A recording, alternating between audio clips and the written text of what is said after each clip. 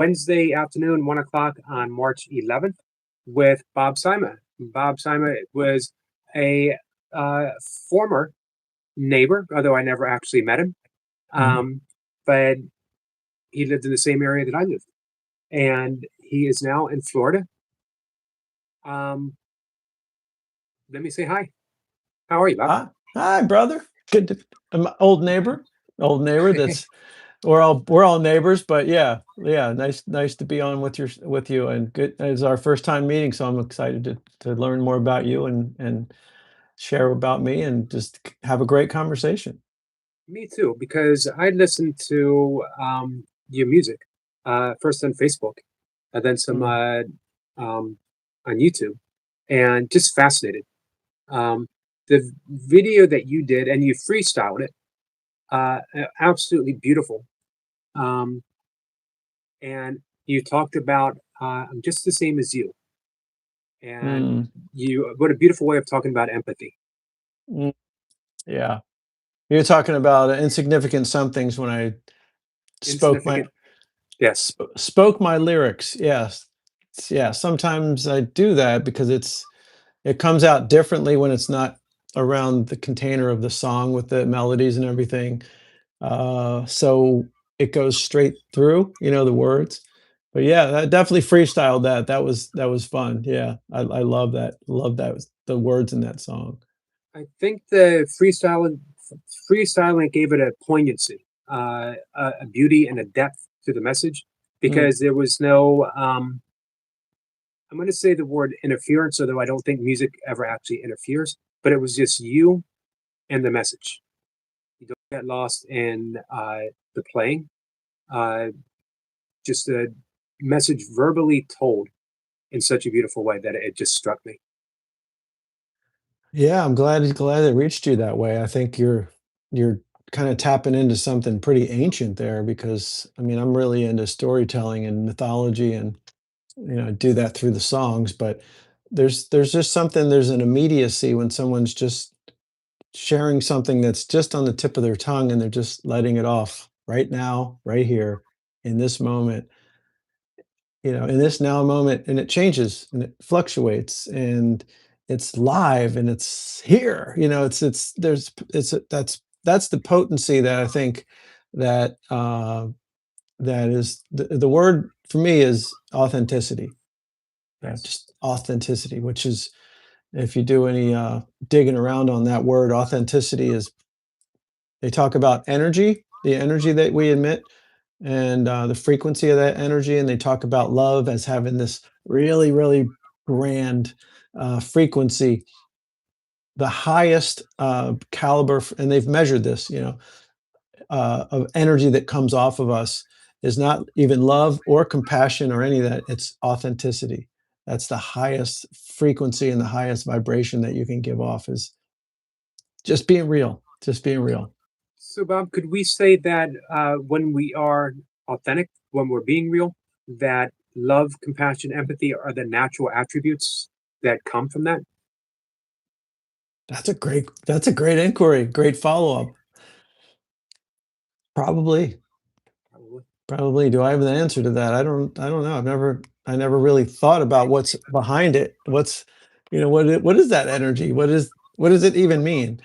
But yeah, to me, I think you're onto something there. I think it does mean uh, compassion. It means an awareness. I think, um, and when I say authenticity, that can be an interesting topic. Authenticity, and you know, you know, sometimes people take that as just like say whatever you want. Right, right. Say I don't like those glasses, Tom. Why are you wearing why I don't like these. Hey Joe, why do you do that? That's not authenticity. What I mean is like stepping into a place of your gift, the gifts of you. And I would believe, kind of reflecting back to what you said, is those are the things of love because it's flowing through you, through the divine channel that you are from whatever this thing is that you want to call God or spirit or whatever. It's that authentic thing. It's that energy that's flowing through you that only flows through you in the way that it flows through you. It flows through everybody else differently. It only flows through you that way. And so when you're in that, that hollow bone and it's coming through you, that's what I'm talking about. So yeah, is that love? Yeah, sure, probably. It's the universal energy coming through you. So Right. yeah, that's a lot of words, but it's there's hopefully the feeling behind it got through, you Definitely. know. A Yeah. lot of words, but meaningful words. Much appreciated. The first thing that struck me when you were describing that was that authenticity might be beyond personality. That um, personality can shift, but Yeah. authenticity means that by its very nature stays the same. Not that it doesn't move, not that it's not fluid, but um, you're always authentic in that which is beyond the experience or that which is the experiencer. Mm. Yeah, it is. I mean, the personality can easily get, personality is a lot of work that I do in the world with people individually and, mentoring and coaching and things is really just tease that part of you out, the part of you that's been playing a role, the part of you that's been, really a performative part of you. And, pulling that apart from the word authenticity is tricky. It really is really, really tricky.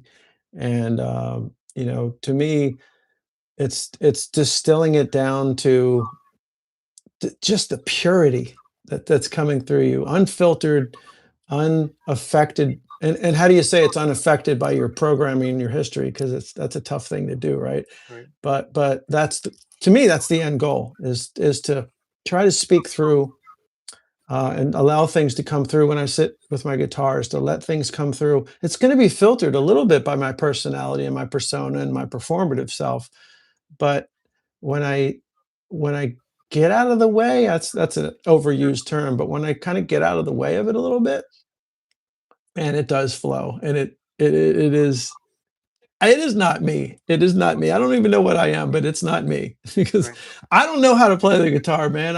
I have a whole wall full of guitars, if you can see it. I don't know how to play the guitar. I just play, and I can look at YouTube and watch some chords and stuff. So when I'm playing it, it's not me that I learned how to play. It's consistency, it's repetition, it's practice of something but it wasn't learning it from a cerebral place. So all these words to say, Eric, is that I think that the depth of that authenticity is tapping into something way, way beyond you and allowing it to come through you as a hollow bone. And something ancient. yeah, it is. It's something ancient. That's great term for it. Yeah, Hey, good Bob, you okay term. with the question? Yes, absolutely. Yeah, 100%. A friend asked, "How important is authenticity and consistency together?"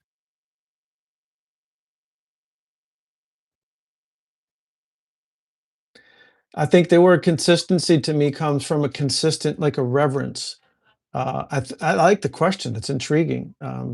I feel like consistency is, I say this a lot. My dad taught me a lot, and my dad was everyone's your teacher, right? When you see it that way, he was teaching me. He used to say this thing: "Watch yourself." And he wasn't saying it like a Buddhist teacher, like watch yourself and listen to your thought. He was like, watch yourself. Right, He was, he was, it was a great, masculine presence, and he kind of scared me at times. Watch yourself. But later on in my life, I changed the tone of that word. It's watch yourself. Watch yourself. Metacognition. What are you thinking about?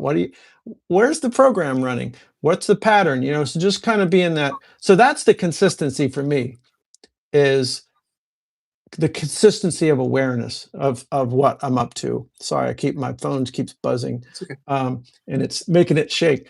But yeah, it's a great question. Consistency and authenticity. Consistency leads to authenticity. I'm kind of thinking of it in this moment. Consistency of awareness of being aware of how you're showing up leads to wow, I'm just putting on a show right now. I need to just be real. Like I need to be real. I need to speak some truth. that consistency is when I notice it's kind of skiffling off into the, I'm not authentic and I'm putting more of a show on, if you will. Wonderful question, whoever said that. I'm starting to see these comments going through, so it's kind of Yeah. cool. You got some sweet people on here. And I will be scanning through the comments and looking for questions to ask you. Yeah, good I can see stuff. I can see where your lyrics come from, because so when I it's almost like I can see you getting in the zone and words just flow. Like you pause for a second and like a deep listening, and then your message comes Mm, through. yeah, Um, accurate. I wanted to ask, I didn't know how best to describe you. I talked to a lot of Course Miracle students, and I know you're familiar with the course, but I don't think that you would say, I'm a course student or I'm a course teacher. Um, and AI said that you are Eckhart Tolle with a guitar, um, which I like. I like that a lot. Accurate. Accurate. Yeah. But the thing that keeps coming to me is shaman. Hmm. Yeah. Yeah, I love the word shaman. Word shaman is the medicine person who you come to when, when you're just kind of, you need somebody to sit with and listen and perhaps dabble a little medicine on your tongue. Yeah, that's kind of where I've been. And they're, able to tap into the magician archetype. I do a lot of work with archetypes and being able to work the magic. That's what the shaman is. So yeah, I would say there's elements of that for sure. Yeah, I And your always no, go ahead. Sorry. your main instrument, your tool, is your music, right? Not your soul, but maybe your main. My main instrument, like musically, Well, or for your work with people, for I know you do some spiritual coaching, and you do a lot of healing work, and you do that through means of you'll do a personal song. Someone will reach out for a healing, and you will do a personal song for them, which acts as well. How does it act? You tell me. yeah, good segue. Yeah, so the song is the end result of me using my tools of the mysticism, the magician, tying things together that many people wouldn't see, and applying that to so I'll take people through a journey. Maybe it's 4 weeks, and we'll work on forgiveness, or we'll work on something kind of specific. Or they come in thinking they're going to work on one thing, and we end up going a completely different direction. But yeah, the tool at the end is the song. So I call it the song of your soul, because every soul has a song, and it just needs to be it's like a divining project. It's like you're divining. For me, I'm working with people to listen and to tune in. I listen to guides, I listen to their guides, and at the end of it a song comes out, and it's a reflection of the work that we did in the moment that we were in for 4 weeks or however long we spend together, and they'll never forget it, because that song embodies the work we did, and it's just you hit play and it all comes back to you. And so that's why it helps for people to embody the work that we do, because they, you know, um, you read a book and you probably forget most of it within a month. Sometimes you'll listen to a podcast, you don't even remember what you heard the morning, but you'll remember the lyrics from 20 years ago from your favorite song. So the songs have this really, really powerful way of being a container of continued unfolding development, if you will. So the journey that we take together in the song is the end piece. It's the pièce de résistance. It's the thing that they take away. If I never talk to them again, they'll never forget the time we spent together, because the song will always remind them of the things that we worked on. So it's Almost like a vision quest that accumulates in a musical vision that you offer shared. That you're sort of the conduit for not your message, but their message. What yeah. their guides. Um, Yes, it's like a confluence of both of us. I mean, I say we co-write the song. I mean, some people don't have a whole lot of input with the actual words and things, even though I'm pretty good at getting words out of people. But it's very much of a collaborative. It's a collaborative process, and but so it's our message. You know, the two of us will have a conversation, and if at the end of it, if it was more of a kind of a counseling coaching session, it would be uh, like it would be different than this call because we're on a podcast here. But you there's a feeling from this call. There's a feeling that comes through. So I have to use my superpower, my gift that I've been given of writing these lyrics and songs, but it's so much so that I have to nuance it so that it feels like it came from you, if that makes sense. Does. That's my ultimate goal is to make sure it feels like it came from them. So yeah, it's an interesting process. I'll tell you that much. Um, how did you get here, Bob? How did you arrive at a place that you were able to listen so attentively and intently to be able to hear that kind of message?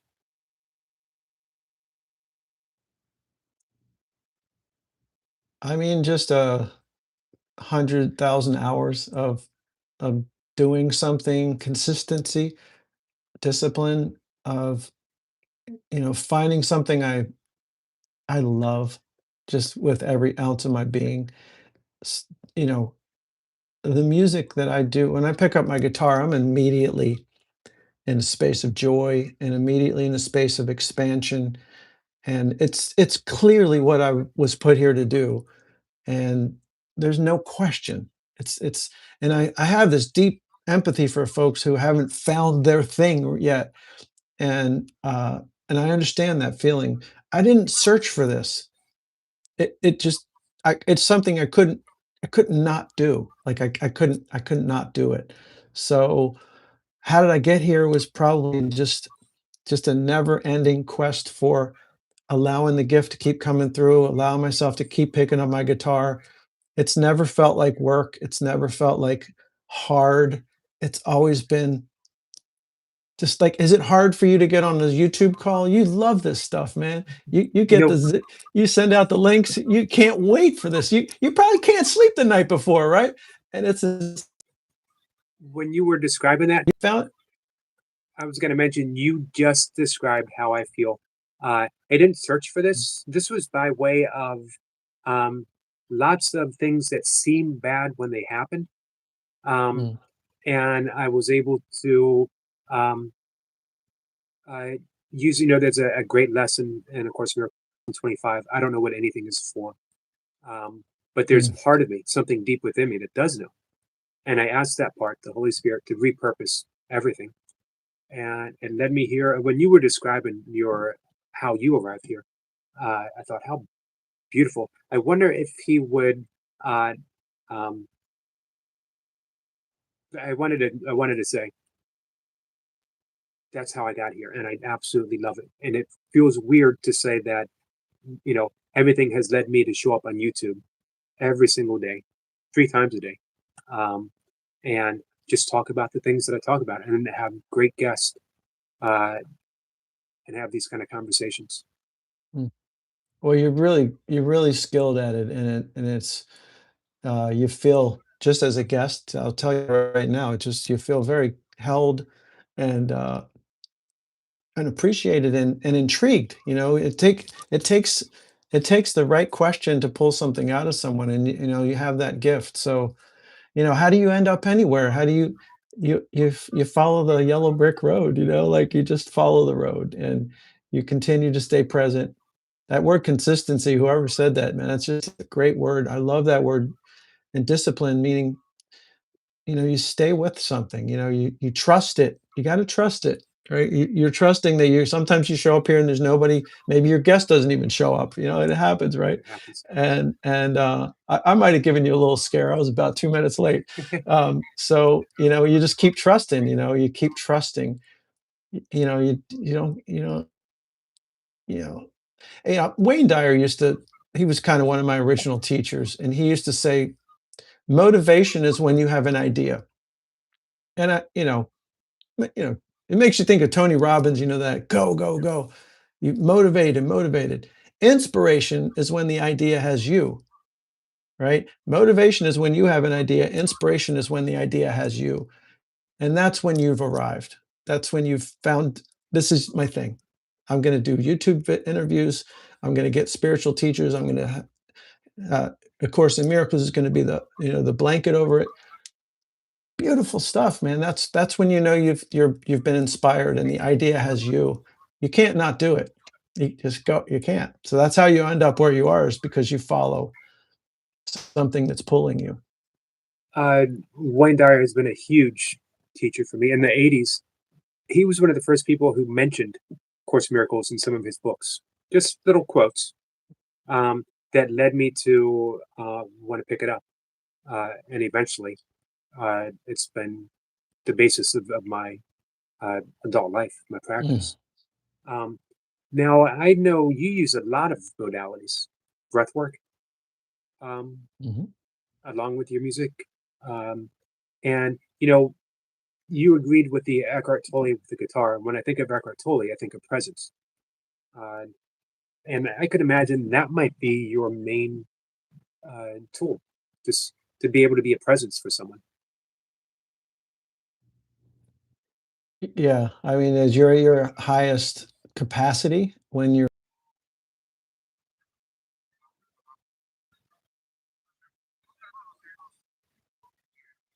was probably his biggest book.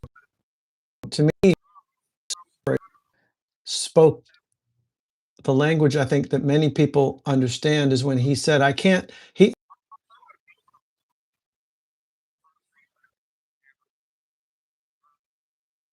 myself anymore." And in that question, he said, he said, "Who's me and who's myself?" And that's when his awareness came in, as Yeshua would call it, the inanna, the eye behind the eye. And that when you can see yourself operating in this human body called Bob and Eric, but see it through the lens of the I am, of through the consciousness, through the awareness, yeah, you can be pretty darn effective at whatever you're doing. And you can be a source of inspiration for someone. You could be a source to just sit and listen to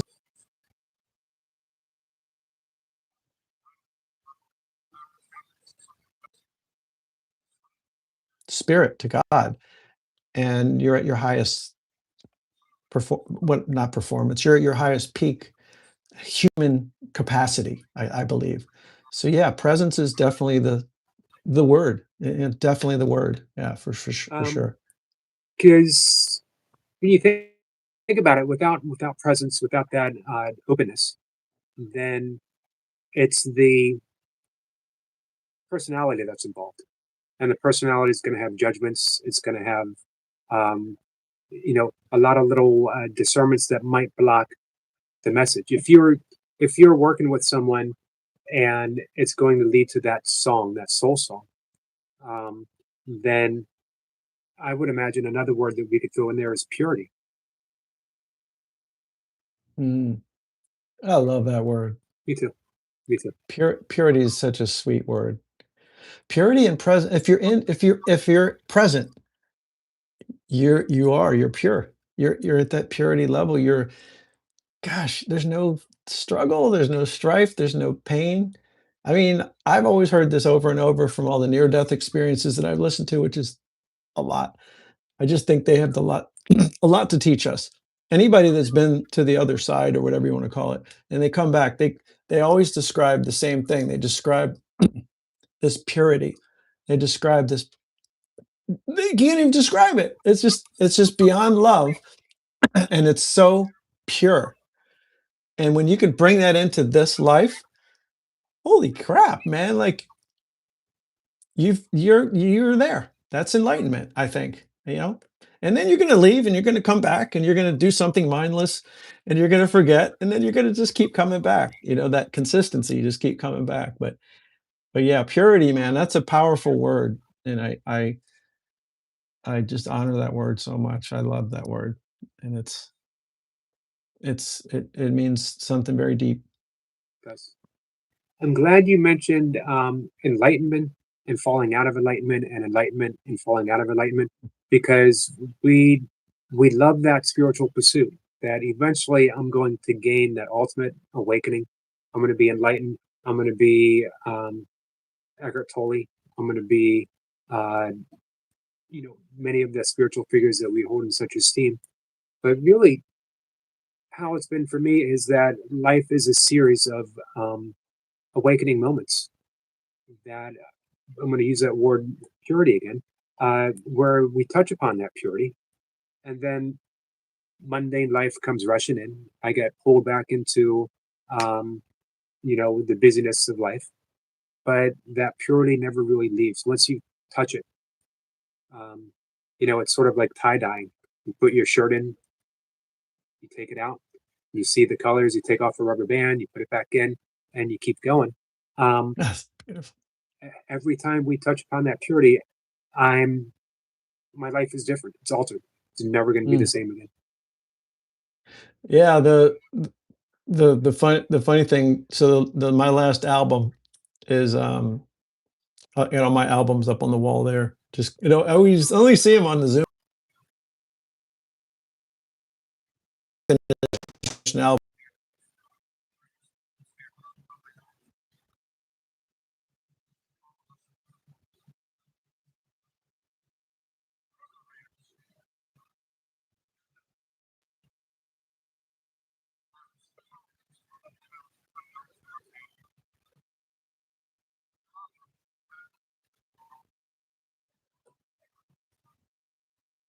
Bob, I'm gonna interrupt for a second as you're starting to lag a little bit.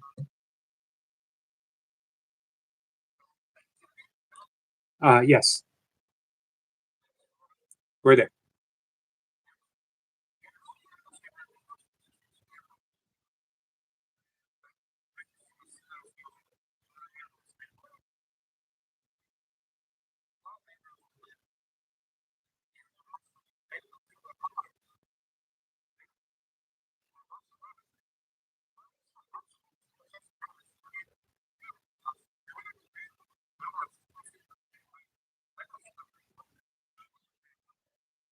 You kind of expand, and then life comes at you almost even harder because you've already reached that level. It's like a video game, you play Mario Brothers, and you get past level 1 and you think, "Yay, look at me."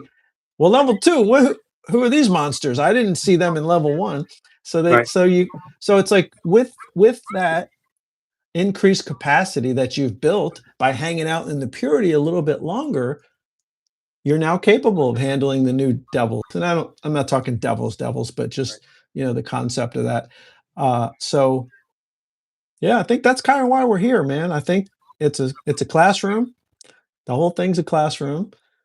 The things that come at you are the curriculum. You work through it, and it doesn't get any easier. You can hang out in the purity longer, and you can feel that pure joy. But then when you pop out because you're still in this body, and you realize you got a back pain, and you don't have insurance, and you got this thing and that, yeah, that's called the devils, and they're going to keep coming at you. And I always like what Eckhart said. He always said, "There are no problems. There are no problems. There's challenges that you need to deal with, but the word problem is you put the judgment on it." So I don't even want to, speculate on where you are on this journey, but I'm still working on it, my brother. Still, Me too. Me yeah. too. I pop in and out of it all day long, and it keeps me honest, keeps me humble, to remind myself I'm still in this body, and yeah, come back down in your body. I think why one of the big reasons I fell in love with the Course in Miracles is the continuous forgiveness practice. That, as you said, it's all lessons. For me, it's all lessons in forgiveness. And what I'm forgiving isn't in a pardoning style, but it's in recognition that that ever-present purity resides in me, resides in you, resides in every situation. And forgiveness is saying that first and foremost, I will recognize the purity. And then perhaps I might need to have some distance from this person or situation or event, or I might need um, whatever It doesn't rule out that on a level of form that we don't respond in a way that respects the body, um, and um, our life. But on that level of purity, it's untouched. And when I can reach that through that practice of forgiveness, in each moment that I can do it, I'm as awakened and enlightened as I believe I'm ever going to be.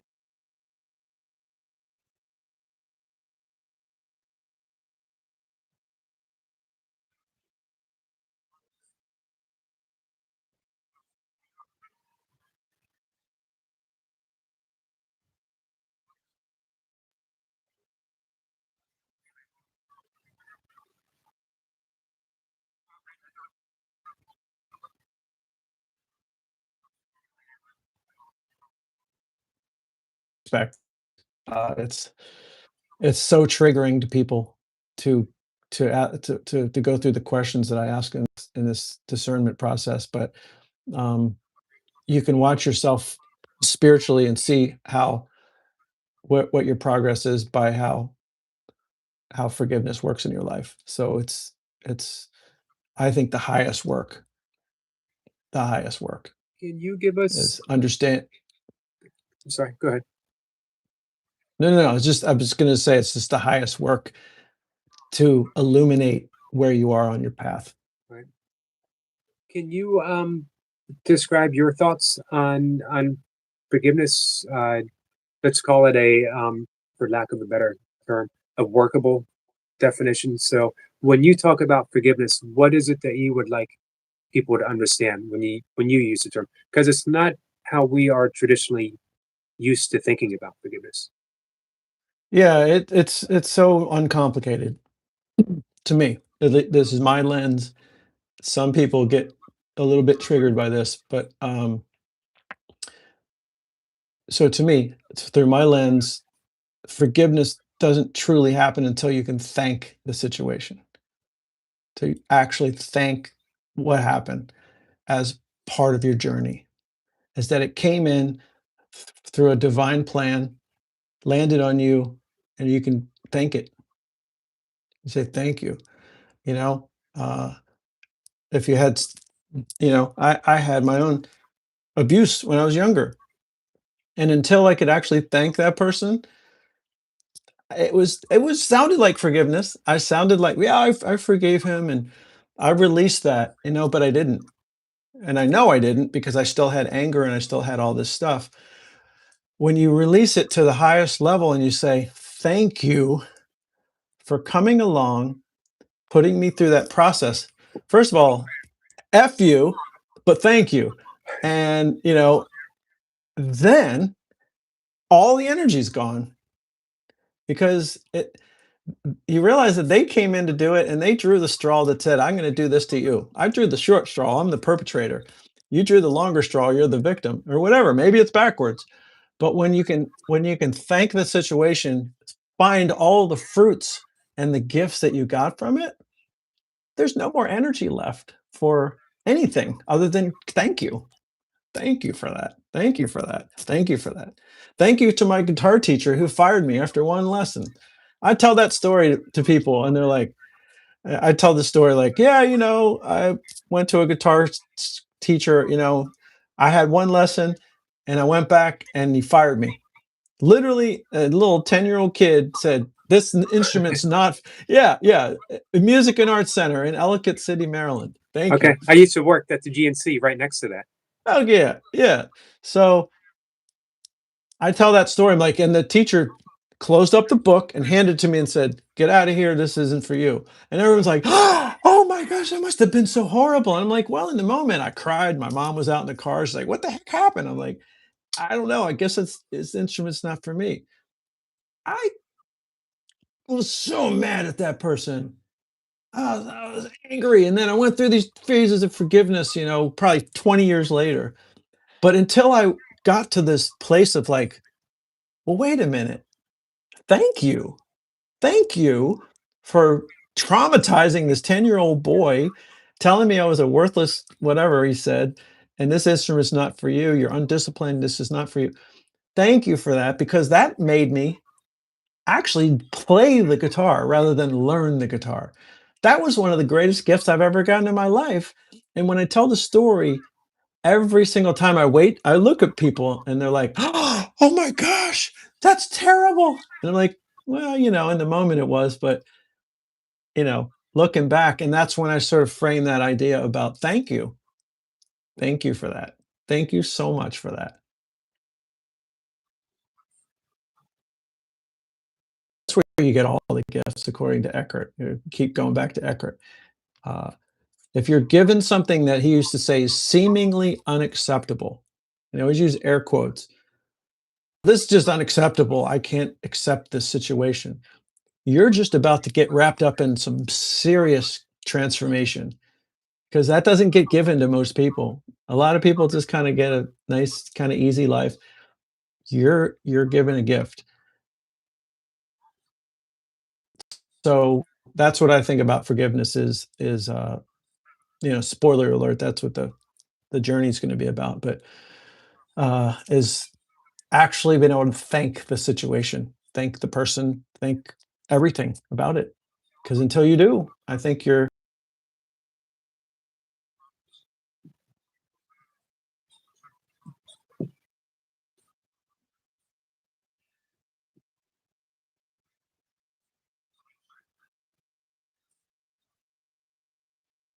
It was beautiful, as well as probably one of the most radical um, uh, descriptions of forgiveness that we can sort of wrap our heads around. Because I can see a lot of people who um, would shake their head and say, "Nope, I'm not going to thank this situation, this person, this event." But that also keeps them trapped in the situation or with that person or the event.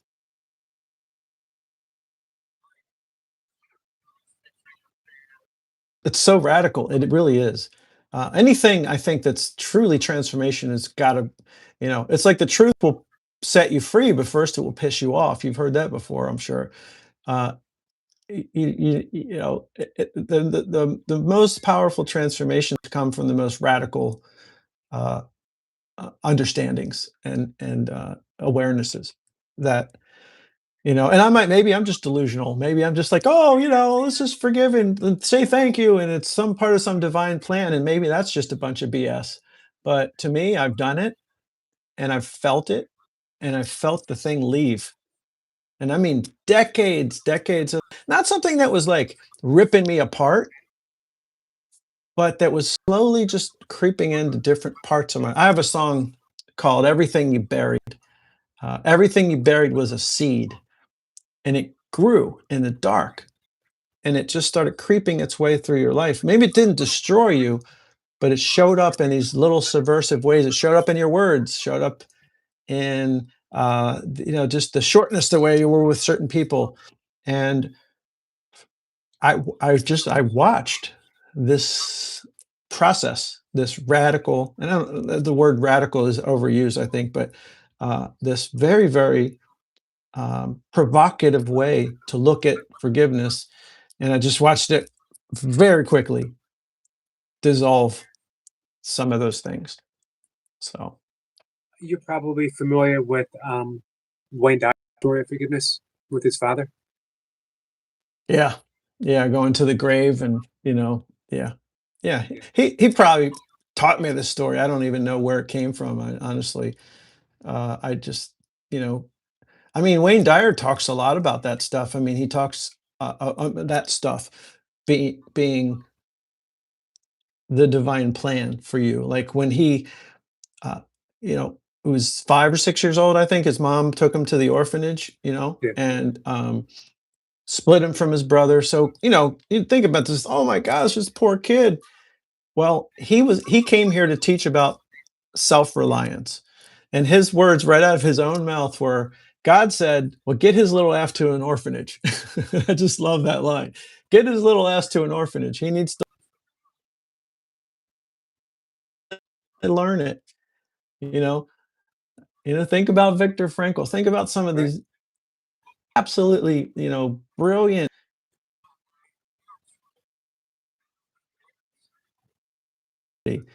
it wasn't an easy path, like, at all. So, Wayne Dyer for sure. I always love the line. I don't know who originally said it. Be kind to everyone because we're all fighting a hard battle. Um, and Mm. to me, that really sums up life. Every one of us has a forgiveness story, whether or not we've um, have been able to process it, whether or not we've been able to get to that point where we can say thank you, or even I'm willing to entertain the thought that this has been a pivotal moment in my life. Um, but we all have it, and when we realize all of us are going through this, and there's a line in your song that I mentioned at the beginning, that um, we're all going through. I can't remember the line exactly. Similar things, but in a Yeah, different way. yeah, the same thing that pains me pains you. Yeah. That's a really there's another radical radical there's another radical provocative teaching that comes in that be kind to everyone,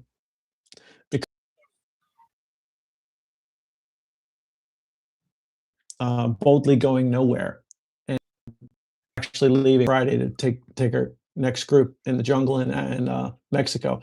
So, it's happening on the 17th through the 24th. So, we asked a lot of really provocative questions in that experience, and, like, I can tell you we actually have done that word, be kind to everyone. And we would ask people to identify.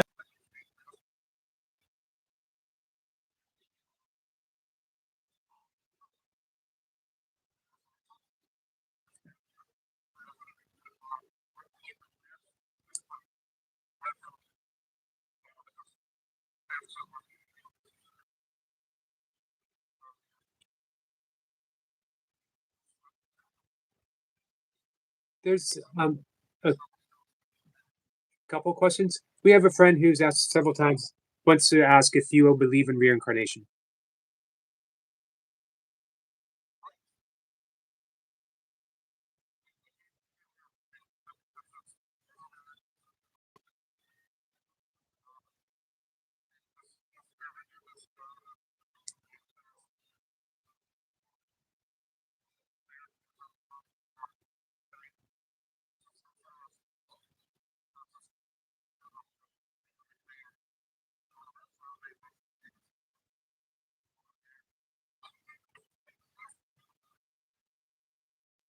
We do keep coming, and it's not coming back, it's the expression of a soul that is unique, and it shows up differently every time to learn the lessons, and it's given curriculum, to flow through to see how it does. It's like this grand experiment of yeah. So I that's the way I look at it. I don't know which philosophy you're coming from, because with karma, there's Right. there's different ways to look at reincarnation, but that's my little lens. But yeah. And our another friend says, question for Bob: will you come sing at one of Yogi's song nights? Every once in a while, we do um, a sort of a karaoke night. We can't do the actual music um, for copyright strikes. Popular music, and people can come up and sing. Uh, What? Wait, is this in an in-person gathering somewhere? here on the channel, sort of Oh, on the you, show. on Oh, the weekends, oh, that whoever wants coming up and sing a song, I will join in. Always badly on my end, by the way. yeah, nice, brother. Keep your Um, voice, man. Yeah, let's just see about that. Yeah, hey, go ahead. here's the amazing thing about singing. I grew up with a speech impediment, and I was afraid to speak out loud in groups, let alone sing. And um, as I started giving more and more to my channel, I found, and we had some great friends who would come up and sing, that I was spontaneously drawn to just start singing all the great songs that I grew up with, Mm, um, mm. regardless of how it might sound. Just getting so much joy out of singing because music's always played such a pivotal We all remember that first dance song. We always remember that first song we heard when we broke up with someone or someone broke up with us. All these great, huge moments in our lives always have a song attached to them.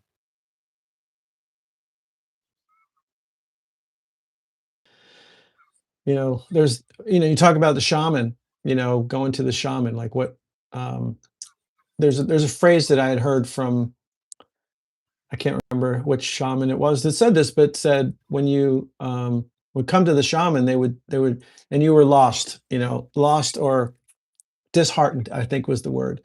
So you come to the shaman and they ask you 4 questions. When did you stop singing? When did you stop dancing? When did you stop listening to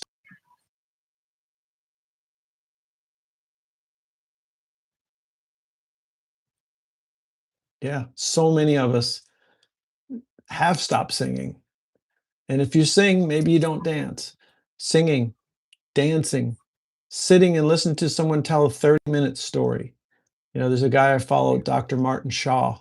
I highly recommend everybody look him up. Dr. Martin Shaw, powerful mythologist, storyteller, tells these 1,000-year-old stories, and you listen to him for 30 or 40 minutes. And they're simple. It's always the princess in the castle, and there's always a forest, and but there's something so deep and powerful about those things. And when you sit in a circle and sing, like you're creating on your channel, beautiful, man. I'd love to figure that out and come in and sing some stuff. There's nothing like it. There's nothing like it, especially in person too. That's what I was going to say. You're in Colombia. I'll be on tour this summer, definitely flowing through that area. So Oh, great. maybe we put together some kind of gathering or something. Because I think we need this. We need to be in person with each other on these technologies. We need that. And we also really need to be in the flesh with each other, especially more and more with the emerging technologies that are coming at us that are confusing us as to what's even real anymore. Right. So we need to get in person with each other as well, and hug each other, because the amount of biological information that's transferred between two humans that embrace, off the charts. You're exchanging so much energy with each other. So I love that we can get together like this, and I do a lot of this. I sit on my phone or my computer, throughout the day with different people, dropping in like this, and and then I get out on the road and I just play music in a room full of people, and there's just everybody's singing. There's nothing like it, man. Nothing like it. And the power of a song is interesting because the songs, just you can just keep playing them over and over, and you'll remember lyrics from 20 years ago from a song. Why is that? And you forget half of what you read in Eckhart Tolle's book because you listened to it 1,000 times. you know it's Right. it's embedded in you. It's got neural pathways in your brain, so those lyrics live with you forever, man. They're so powerful. So, and when you vocalize them, like, I love karaoke too. Is that what you're saying you guys do? Yeah, Karaoke? we call it karaoke, but it's basically if you have a song that you feel like singing, uh, come on up, and again, it's all done uh, vocally. Although um, YouTube has the weird copyright. Um, Okay. Mm. So you so got to get like around that. so I can sing a Beatles song, but I Mm. couldn't bring up a guitar and play a Beatles song, or I'd get a strike. So Oh, I guess words interesting. themselves aren't copyrighted, but the music is. So at least Hmm. that's how it's worked so far. Um, Well, yeah, one of those funny little things you got to get around, right? right. We have another Yeah. question for you, Bob. Um, Bob, how can we discern the difference between a melody that offers simple emotional comfort and a frequency that serves as intuition resonating as a deep, forgotten truth within the soul?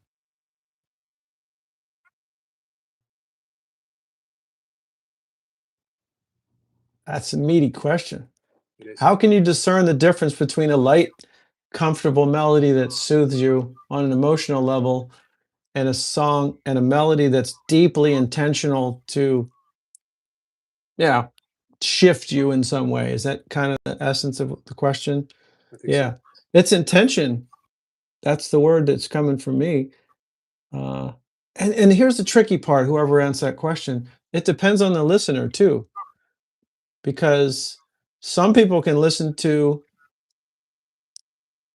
I don't know, the Star Spangled Banner and have a beautiful, comforting feeling. And some people have a totally different transformational experience with that song. So it, you know, that's a great question. I don't even begin to, I would say a lot of it has to do with the person who created that and where it came from within them. You know, so if somebody knows melody and they know the math behind it, there's something that happens there. They can like I watch my one of my this lady I follow, she's a songwriting teacher, and whenever she gets into the music part, I glaze over. I'm like, I don't even know what she just said.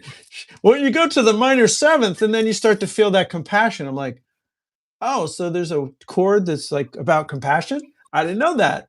But there is. It's mathematical. So I don't know any of that. I didn't learn it. Mainly because the teacher told me this is instrument's not for me. But what I did learn was what I already feel in my own heart. And so all I can say is for myself, great question. You just started something in me. I don't even know. I'll probably be thinking about this all day. But to me, it's always been intentional. Intentional. I just finished a song for, I wrote a song for a couple, back and forth. First, he bought a song for her, and then she bought a song for him. It was this whole thing. And the song that I did for him to her was very minor, B minor, kind of raw, kind of, I don't even know how to describe it. He described it to me. He's like, it's kind of, what did the word he used? Maverick or something. It kind of had this like outlaw, is I think the word. That's just a superpower. I don't know. I can't claim that because I don't know what those chords mean. I just know how I feel when I play them.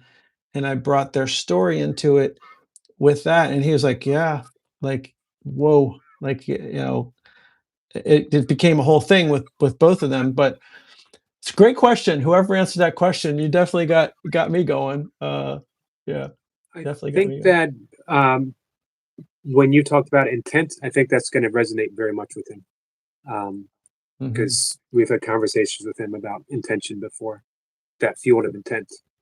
Yeah. The next question, I have two questions, but one I'm going to ask that came later, but I'm going to ask it now. Question for Bob: any advice for new musicians, guitar players? Uh, Play all the time. Get a capo. If you know, it's a capo. It's also my fidget device. Retune your guitar into weird tunings. Go all over YouTube or whatever, Google. Find alternative tunings. Just have fun. Have fun. Learn other people's songs first. I don't know where I'm kind of answering this without knowing the context, but a new guitar player, just play, have fun with it. Make sounds. Just you know, yeah, just have fun. It's meant to play music. So now, if you want to learn and all that, the world's your oyster. Go find a class online. It's endless. There's so many teachers out there. If you really want to learn the mechanics of it and the math behind it, rock on.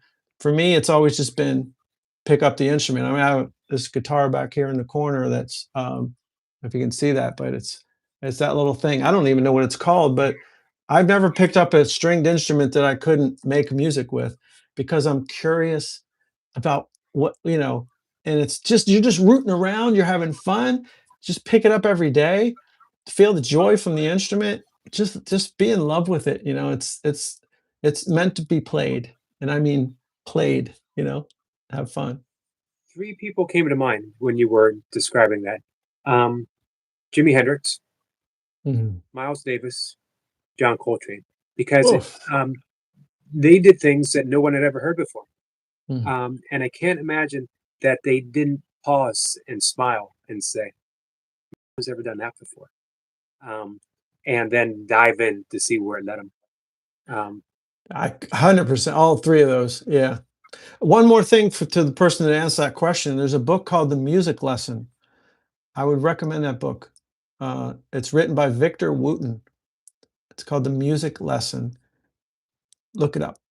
It's a spiritual book about music, and it's powerful, powerful book. um, Question for Bob: can we forgive repeat patterns of behaviors? For example, an absent mother who abandoned her kids, or a serial manipulator or cheat.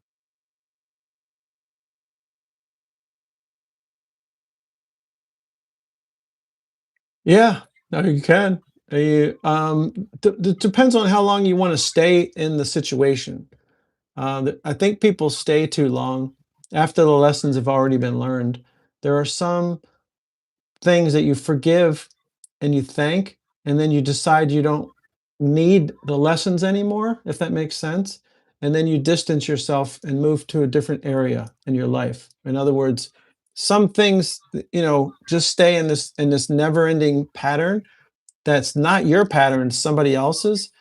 And as long as you continue to stay in it, you're going to stay in it, right? And you can continue to learn and grow and, oh, I'm going to get some more medicine out of this. Or you can just say, I don't think this is going to change. I forgive it. I appreciate it. I thank it. And then I move on because there's no more lessons to learn. So it's a tough question. I'm sure it would be a lot more to unpack in that. But yes, you can. You can actually thank it, forgive it, call it what it is, and have deep compassion for this person who's still stuck in this pattern. It's their soul's work. They're on their next journey. They're not getting it right. They're not getting it right. Uh, and Yeah, you guys have some great questions on here. You got a great following of people who are very aware and very wise people. So good question. Um, by the way, our friend said book ordered. Thank you, Bob. Wonderful, wonderful. Victor Wooten. Um, the when you do this work, when you do that the forgiveness work, when you're thinking, do you find that your as you do in the inner work, that your outer world begins to respond differently? That as you drop these grievances and these judgments, as you learn to say thank you for um, the lessons become less intense. That you let's just say that I love the thought, and Wayne Dyer actually had a title: "Change Your Thoughts, Change Your Life." Do you find that when you deal with things on that level, on the subtle level, that the outer form begins to respond accordingly? Absolutely. There's no question about it. And it will show up in different ways. You will start to see, you teach people how to treat you. I'm sure you've heard that before. You teach others how to treat you. And when you start to awaken, do the work, become aware of your own patterns, your own stuff, you really don't look at other people anymore. You just look at yourself. So, like in that example of the person who's a manipulator and whatever, narcissist, or I couldn't remember what she said, but or he said, you just don't spend a lot of your time analyzing what other people are doing anymore. You're just kind of doing your own thing. And the people that are the more toxic, challenging people, they tend to just drift away. You know what I mean? Like they kind of just don't stick around because they know you're kind of getting real and in a loving, beautiful.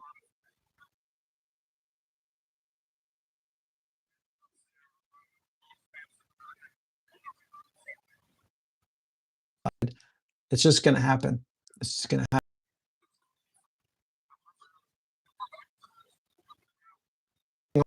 the same. When you do change, it radically changes. And sometimes it's a little more subtle. There's a Here's a great story real quick on this Peace Pilgrim. I don't know if you've ever followed Peace Mhm. Pilgrim. Yeah, the one of my albums is called The Movers, the Shakers, and the Peacemakers. And I wrote a song about, not really about her, but she's actually in the song. Her voice is in the song. I ripped it off of YouTube and I just took it and put it in the album. And I reached out to her foundation and they're like, thank you, there's a story of Peace Pilgrim who was such a pure, you talk about purity, just a pure soul who walked the earth, walked 40,000 miles, I believe, for peace, and walked really for inner peace. Not, I mean, she would love to see the world change, but she was walking as an example, like the monks, do. So Mhm. she was walking on a dark night, and this is a story that I've heard her tell, that she got picked up by a truck driver, and she didn't take rides, but she was tired and she decided to get in his truck. And it was dark. She was on a dark highway, right in the middle of New Mexico or something. And she sits in the front seat and she looks at him and they talked a little bit, and she loved on him just like she just kind to everyone, like you said, be kind to everyone. And then she just drifted off to sleep and woke up, kind of abruptly because he was shaking her and he was crying. He was weeping, and he's like, "I have to share something with you. I'm sorry to wake you up, but I just had this massive transformation just by being in your presence. I'm going to rape you." That's what he said to her. "I was going to do things to you. So that was my intention when you got in my car, my truck. But just by being in your presence, your benevolent kindness, I didn't want to do that anymore." And I sat here for 2 hours thinking about it, and I just broke down and cried, and I wanted to tell you this. So, can your outer world change because your inner world changed? There you go. I think so. Beautiful story. It reminds me of the practice of metta meditation in Buddhist practice, and they have a description of the results, and it literally describes uh, what you just offered. And Yep. Peace Program did not. She wasn't a Buddhist. She wasn't a Christian. What she was, I have no idea. But she was a beautiful soul, as you mentioned. Yeah, yeah. Again, I totally relate to her. Not religious, not into any of that, but all of it. Like the religion, there's a quote from Meister Eckhart. It says the theologians all disagree. The mystics speak the same language. And she was a mystic. She was a practitioner. Like the Course in Miracles gives you all this curriculum to practice. It's not to get it in your head. I you know, s- yeah. So she was so pure. And metta. I have a song I wrote around metta, and I always offer that to people to send it. It's a song, and you sing. May you be well. May you be happy. May you be peaceful. May you be loved. We sing it over and over again. I said, you're not singing it. You're transmitting it. Send it. Like, you could be walking through the grocery store in your head, singing it in your head and sending it to some person who's struggling with the checkout. Just it's a never-ending practice. You can always send it out to people. It's perfect example of that, and watching your world change in front of you. And you don't do it for that. That's like when you said that, I'm like, that question, it was like thought about, like, do you do all these things so that your world changes and gets easier, or do you just do it to relieve suffering? Right. I think it's the latter. Um, we have a friend that asks, "Is there anything that cannot be forgiven?" No. Um, If you yeah, have the right if you have the right, um, what's the word for it? If you maintain that consistency, if you maintain that consistent lens that says there's a divine plan, it's not always good or bad or anything, it just is. It's all happening for you. Then how could there be something that's unforgivable? I don't know. Maybe I'll be taught that someday. I don't know. But as long as you maintain that lens and that belief, because there's a belief in it and there's a knowing in it to say, yeah, how could there be?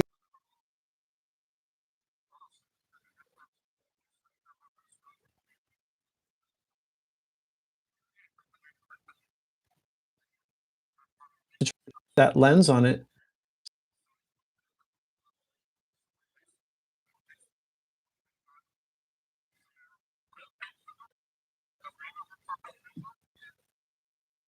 Divine plan, and it's happening for me. Know if how there could be something that you couldn't thank and forgive. Um, so I have a question for you from me that is uh, sort of on a personal note as well. On your journey from uh, to bring you here, all the ups and downs, all the from the little boy that was told that you should not play guitar. Here's a quarter, go to the arcade. You're better suited for that. Um, to what you're doing now. What role has trust?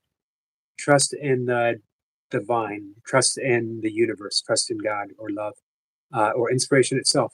What role has that played to bring you here to this point?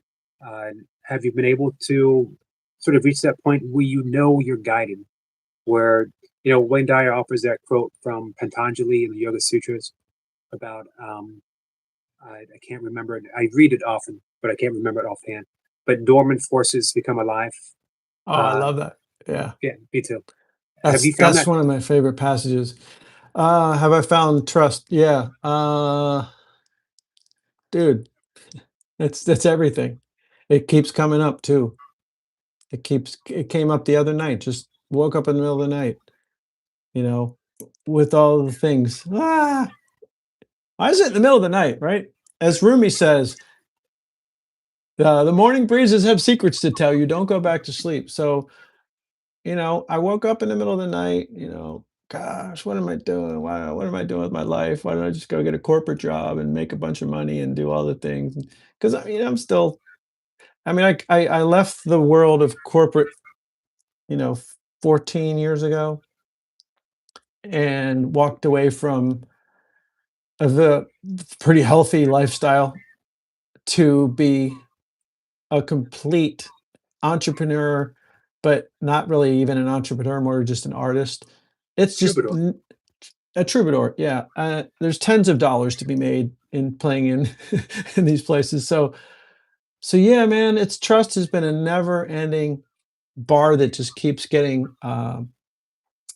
coming up for me, and you know, it's a great question, man. It is a never-ending. It's just it's again the discipline and consistency. It's trust, but tether your camel, if that makes sense. I've heard that somewhere, but like trust God, but tether your camel. You still have to do things. You can't just sit back and like, I don't know, the universe has got me. I trust. No, it's trusting that I've been given this very unique, interesting gift that I've pretty creatively turned into an ability to actually make a living and help people at the same time. And and trust always comes in. Whenever I notice that I'm off, it's because the trust has eroded. And whenever I feel, you know, whatever, any feeling that's ego, like imposter syndrome or something, Mm. that's your ego saying, no, you're not good enough for this. That means my trust is low. So I just trust, and then trust comes to a level where humility needs to come in and sort of mingle with that trust to say, yeah, you've been given a gift. Yes, you're special, just like everybody else, So it's a beautiful discernment to realize that trust is what got me here in front of you Wednesday afternoon when I should be at work somewhere, right? Like my Right. dad would say. So I I haven't lived that life for 15 years. I've lived in this 5D world of I have endless amounts of time and I have a beautiful life. It's like if someone watched my life, they think I was retired or whatever because I love what I do. But I'm never, so trust, when it starts to erode, that's when things go wonky, and Terence McKenna had the best quote on this. When, what did he say? When you fall back into the abyss and you realize it's a feather bed. Beautiful. So I can imagine there must have been a whole lot of um, resistance from friends, well-meaning family members. Don't do it, Bob. Mm. You got a good cushy corporate job. You probably got a 401k. Um, you know, putting aside money and Social Security, and you're gonna walk away from that to unproven ground. Yeah, yeah, exactly. Yeah, walked away from a lot of that, burned through a lot of that. I'm not the same person I was 15 years ago financially. And would I trade anything for any of it? On the days that I don't have trust, I get angry about it and I get frustrated. Why did I do this? Why did I follow this crazy path? It's not like I'm, not okay. I'm okay. Am I where I was chasing money and all those things? No, no. And had I done that, I would probably have a big pile of money. And now, then what? Right? Some people are so poor, all they have is money. So, uh, it's a tricky slope, but trust is everything when you're talking about your gifts and, when you're talking about stepping in and leaning in to yourself. So, yeah. I, Well, listen, brother, I don't know how long we were supposed to be on here, but we probably we probably went over, and I have a 2:15 call that I have to jump on here. okay. Um, I'm happy to do this again because I thought this was a great conversation. Thank you, Bob. And yeah, I apologize if I'm getting off too soon here. Not Um, a problem at all. I squeezed squeezing one too many things in here, but I love you, brother. I really admire you and appreciate your work. And to the people that are on here listening now and later, whenever, I love you too. And thank you for tuning in to this. And you know, let's keep this connection going. And We will. I'll love to do this again sometime. Thank you, Bob. All right, love you, brother. Take care. Love you too. Bye bye. Guys, I'll see you tonight. Doug Fishman is coming on. Everyone, take care.